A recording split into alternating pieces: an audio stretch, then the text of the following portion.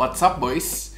Jadi hari ini Northboys balik lagi dengan smartphone review. Dan smartphone yang akan kita review kali ini adalah smartphone dari Asus. Ini merupakan adiknya dari keluaran Asus terbaru yaitu Max Pro M2. Di sini kita punya si Zenfone Max M2 nih boys.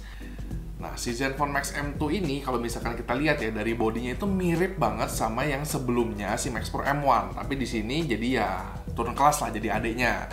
Nah, si Max M2 ini sangat menarik karena di harganya yang itu murah banget, cuma di sekitar 2 jutaan, 2,3 untuk varian yang 332 yang kita punya saat ini.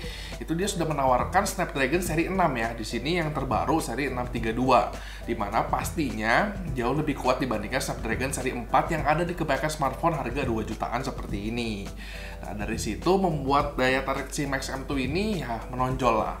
Samping bentuknya ini yang masih, kalau kita bilang sekarang di tahun ini ya 2019 ya, itu agak outdated. Karena kalau misalkan kita bandingkan dengan model-model lain, smartphone lain, itu kebanyakan udah pakai model yang belakangnya itu glossy atau ya mirror like lah seperti itu. Di sini masih pakai ya bodinya ya masih ya aluminium seperti ini, aluminium look lah ya. Nah, namun di sini udah ada upgrade di sisi depannya. Kalau misalnya kalian lihat nih, nah depannya ini udah pakai layar yang ada notch-nya nih, dimana layarnya ini sebesar 6,2 inch HD ya. Di sini HD resolution itu udah warnanya udah cakep banget. Di sini kita lihat nih udah nggak jelek lah, maksudnya nggak kelihatan kayak murahan, dimana saya udah lumayan suka dengan layar handphone ini. Dan juga untuk OS-nya di sini juga pakai OS stock Android yang pastinya ngerasa bakal lebih fluid di sini movementnya. Di samping layarnya yang memang tadi saya bilang udah oke. Dan juga update-update yang pastinya datang itu lebih cepat untuk handphone si stock Android kayak si M2 ini. Udah gitu, karena si Max M2 ini masih di seri Max ya, baterainya ini ya udah ada sebesar 4000 mAh, nggak kayak kakaknya yang 5000 yang Max banget. Di sini mungkin ya adanya lebih kecil, jadi di sini baterainya 4000 mAh. Cuman karena digabung dengan si Snapdragon 632 itu, saya berasa di sini baterainya udah cukup tahan lama banget.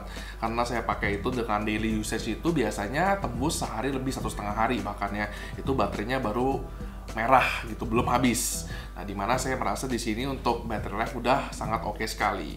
Hanya saja memang di desainnya yang bisa dibilang agak kuno atau konvensional ini, yang kita merasa ya jadinya jatuhnya si Max M2 ini mungkin lebih ke arah essential phone lah, dimana kalau kita ngerasa kita butuh smartphone yang untuk sehari-hariannya kita pakai doang, nggak untuk kita lihat dan kita kagumi bentuknya, ini bisa get the work done.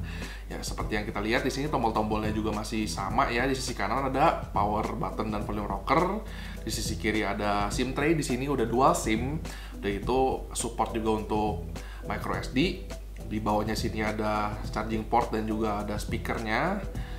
Di belakang ini udah ada kamera. Di sini kamera setupnya 2 kamera. Di bawahnya ada flash. Udah gitu di sini ada fingerprint reader. Udah gitu buat notch yang di depannya ini juga kalau kita lihat memang ya masih bentuk notch seperti biasa ya. Cuman di sini mungkin notchnya emang udah sedikit lebih kecil. Jadi kita mendapatkan layar yang otomatis bakal lebih besar, lebih full gitu di display 6,2 inch ini. Udah gitu buat si Max M2 ini saya merasa di sini untuk audionya yang memang karena speakernya cuma satu ya. Ya memang ya so-so aja lah. Cuman menurut saya di sini udah bagus karena suaranya itu nggak cempreng, nggak bikin kita sakit kuping. Biasa di smartphone yang harganya segini kan masih kadang audio quality-nya jelek banget. Kalau di sini udah nggak jelek, cuman di sini ya memang nggak clear lah. Nah, kalian bisa coba dengerin.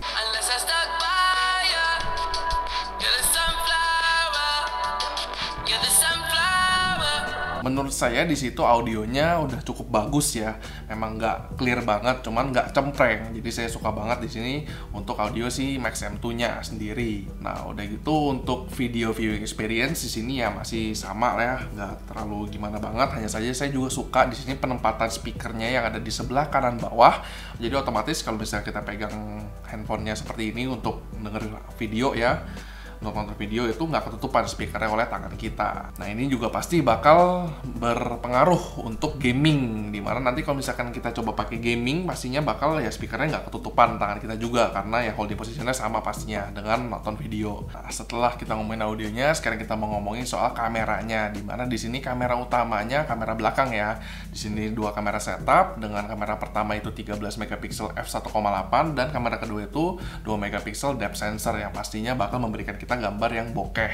Nah, di sini untuk hasil dari kameranya sendiri menurut saya ya kalau misalkan pencahayaan yang bagus di sini, detailnya sudah bisa ditangkap dengan sangat bagus dan sangat tajam. Udah gitu, kalau misalkan kita coba di low light, nah ini yang menjadi masalah lagi di smartphone ya range harga seperti ini.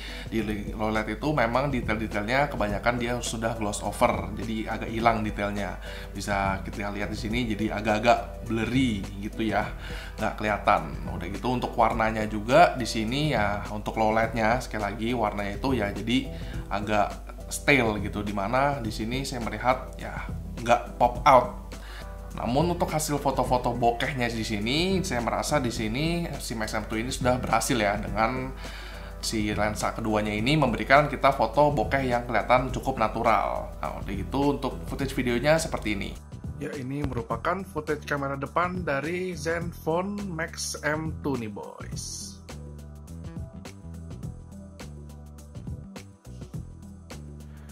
Nah, ini merupakan footage kamera belakang dari Zenfone Max M2 nih boys.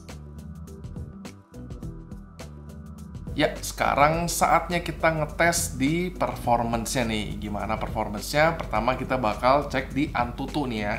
Nah, di Antutu ini kalau misalkan kita lihat Antutu benchmark di sini si Max M2 ini mendapatkan skor 102.000, di mana 102.000 ini yang pastinya bisa dibilang hampir 2 kali lipatnya si Snapdragon 450 yang ada di kebanyakan smartphone di range harga seperti ini. Nah, ini pastinya sudah bisa cukup memuaskan. Hanya saja ya memang sudah ada keluaran baru ya, nih dari MediaTek Helio P70 yang memang di situ performance-nya kuat sekali di harga yang sedikit lebih mahal dibanding si MX M2 ini. Kalau misalnya kita bandingkan dengan yang sebelah ya Yuan itu skornya di sekitar 140 sampai 150 ribu. Itu memang lebih kuat, namun memang masih sedikit lebih mahal. Kalau misalkan di harganya dia ini udah paling kuat nih 102.000 si Snapdragon 632. Udah gitu untuk gaming testnya di sini kita udah ngetes pakai 3 game, yaitu kita udah nyoba Asphalt, Free Fire dan juga Mobile Legends, di mana si Max M2 ini sudah bisa menjalankan semua game tersebut dengan ya cukup lancar. Nggak dirasakan banyak atau adanya ya lagging-lagging di sini, semuanya udah enak lah dipakai main tuh, gaming experience-nya udah oke. Nah, jadi dari sini saya bisa bilang kalau untuk si Max M2 ini buat gaming ini nggak ada masalah, nggak ada kendala sama sekali, karena semua gamenya bisa ditarik dengan cukup lancar dan enak. Overall menurut saya si Max M2 ini merupakan adik dari si Max Pro M2 yang memang udah kuat banget. Di sini kita masih bisa melihat performance-nya itu nggak kalah ya, masih oke juga di harganya yang memang sangat murah sekali menurut saya. Dimana di sini 332 itu 2,3 dan juga ada varian yang 464 itu sekitar harganya 2,7 kalau nggak salah. Nah, ini bisa menjadi alternatif bagi kalian yang memang kalau misalkan kalian itu membutuhkan smartphone yang cuman ya untuk kesehari-harian aja lah. Dimana di sini baterainya juga udah lumayan tahan lama, udah gitu layarnya juga nggak sakit lah, kita ngeliat tuh not pain in the ass lah kita bisa bilang.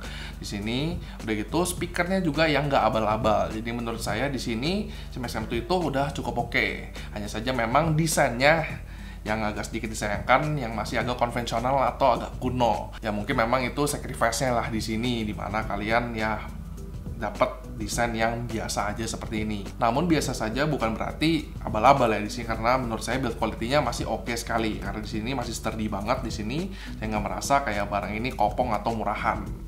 Jadi overall ya cukup oke lah di sini untuk si Max M2 ini di harganya yang memang lumayan murah.